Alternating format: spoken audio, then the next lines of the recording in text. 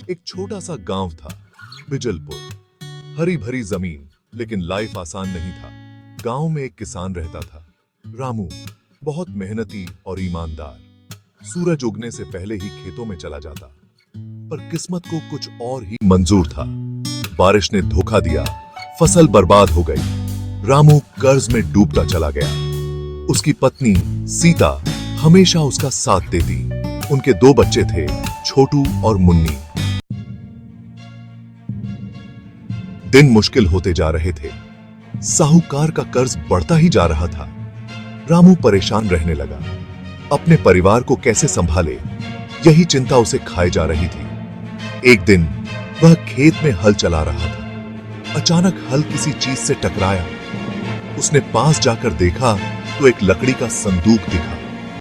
संदूक पुराना था, लेकिन मजबूत। रामू ने उसे खोलने की कोशिश की। बहुत मुश्किल से संदूक खुला। अंदर सोने के सिक्के और जवाहरात भरे हुए थे। रामू की आंखें खुली की खुली रह गईं। क्या यह सपना था? इतना धन! उसे समझ नहीं आ रहा था कि वह क्या करे। यह उसके सारे दुख दूर कर सकता था। गांव में यह खबर आग की तरह फैल गई। लोग रामू के पास दौड़े चले आए। किसी ने कहा, यह खजाना तो श्रापित है। दूसरे ने कहा, इसे वापस रख दो, वरना अनर्थ होगा। रामू डर गया।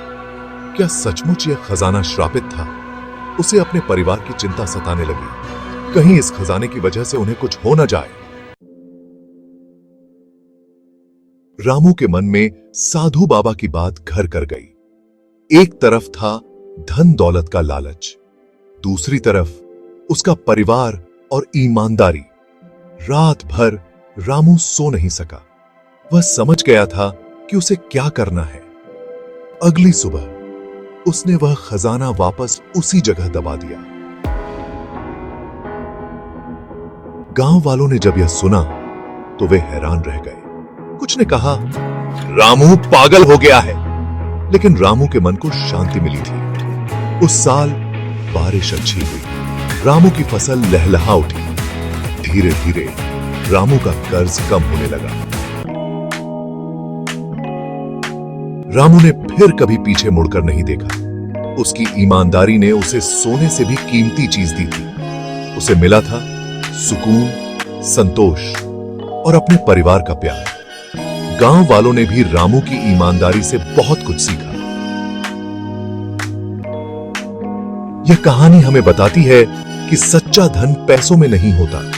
सच्चा धन होता है ईमानदारी, परिवार का प्यार और संतोष।